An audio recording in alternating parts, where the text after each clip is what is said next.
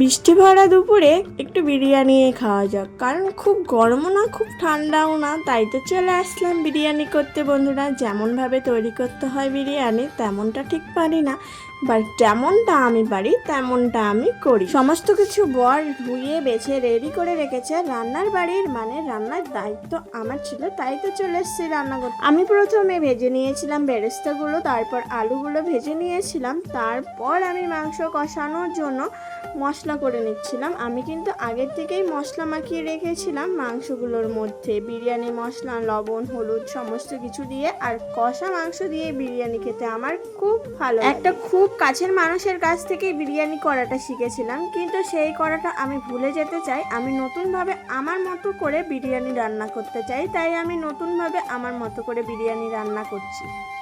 আর আমার এই ভিডিওটা ধরে দিয়েছে আমার বর। আমাকে বলছিল আমি এত কষ্ট করে বিরিয়ানির সমস্ত কিছু করে দিলাম, সামান্য ক্যামেরাটা ধরতে হবে, সেটা আমি ধরে দিচ্ছি। তাই তো সে আমাকে ক্যামেরা ধরে দিয়েছে। তারপরে আমি চালটা ভিজিয়ে রাখার জন্য চালটা মেপে নিচ্ছিলাম, আর সেই চালটা ধুয়ে নিয়ে কিছুক্ষণ ভিজিয়ে রেখে দেবো আমি আধা ঘন্টা। যেমনটা দোকানে হয় তেমনটা পারবো না, নিশ্চয়ই বাড়িতে যেমনটা হয় তেমনটাই করবো। মাংস কষানো প্রায় শেষ হয়ে গেছে, প্রচন্ড গরম পড়ছে। সকালটা ঠান্ডা হলো, দুপুরটা কিন্তু বেশ গরম ছিল। অন্যদিকে বিরিয়ানি দমে বসাবো বলে তেজপাতা আর কিছুটা ঘি হাঁড়িতে মেখে নিয়েছিলাম। মাংস আর ভাত প্রায় কিন্তু আমাদের রেডি হয়ে গেছে, নামিয়ে সব কিছু হাতের সামনে গুছিয়ে রেখেছিলাম।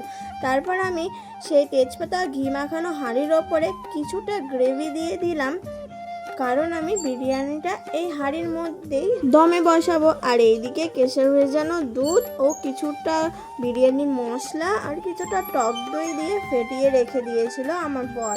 আমি কিন্তু একা পারি না, আমি যখনই ভিডিও করি আমার বর কিন্তু আমাকে হেল্প করে। পাটভাবে সাজিয়ে দেওয়ার জন্য কিন্তু আমার বরই হেল্প করেছে, আমি পারি না। ওই যে বললাম, ওর জন্য সে আমাকে হেল্প করে দিচ্ছে। আমি ভাত দিচ্ছিলাম, সে কেশর ভেজানো দুধ দিচ্ছিল, এইভাবেই একে অপরকে হেল্প করে কাজগুলো করছিলাম। বন্ধুরা, তুমি আমার ভিডিওটা কোথা থেকে দেখছো অবশ্যই কিন্তু কমেন্ট করে জানিও। আমি কিন্তু ইন্ডিয়ার কলকাতা থেকে ভিডিও করি, আর আমার ভিডিও যদি তোমার ভালো লাগে অবশ্যই কিন্তু পাশে থেকো।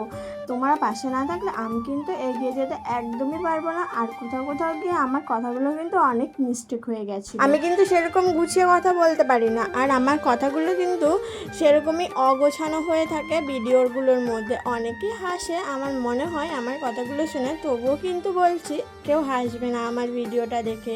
আর তোমরা সবাই একটু পাশে দেখো, আর আমাকে একটু বেশি বেশি করে ভালোবাসা দাও, আমি যেন এগিয়ে যেতে পারি। এভাবেই প্রত্যেক দিন তোমাদের সাথে ভিডিও আপলোড করে যাব, যতটা পারি সম্ভব, যতটা আমি করতে পারি। তো দমে বসিয়ে দিয়েছিলাম বিরিয়ানিটা, একটু নড়া দিয়ে উপরে, আর একটা লাল ওড়না ছিল সেটা দিয়ে বেঁধে দিয়েছিলাম, আটা ময়দা মাখিনি। তারপর ছান করে এসে খাওয়া দাওয়ার বাড়ি ছিল। আমরা প্রায় 20 মিনিটের মতো দমে বসিয়ে দেওয়া ছিল। আমার বর এসে সমস্ত কিছু রেডি করে নিয়েছে, দই, শসা, পেঁয়াজ একটু কেটে নিয়েছিল সাজিয়ে নেওয়ার জন্য। আর বিরিয়ানি কালারটাও কিন্তু অনেক সুন্দর হয়েছে। আমি কিন্তু বিরিয়ানি কাটতে পারি না, আমার কাছে কেটে যায়, তার জন্য বরই আমাকে বেঁধে দিচ্ছিল, আর আমি ভিডিও করছিলাম তোমাদের সামনে নিয়ে আসবো বলে। শেষে একটু ঘি আবারে ছড়িয়ে দিয়ে বিরিয়ানিটা একটু নাড়িয়ে নেবে। নিচে কিন্তু একদমই লাগেনি, ঝরঝরে হয়েছিল। তো আমরা খেতে থাকি। Tata, bye bye.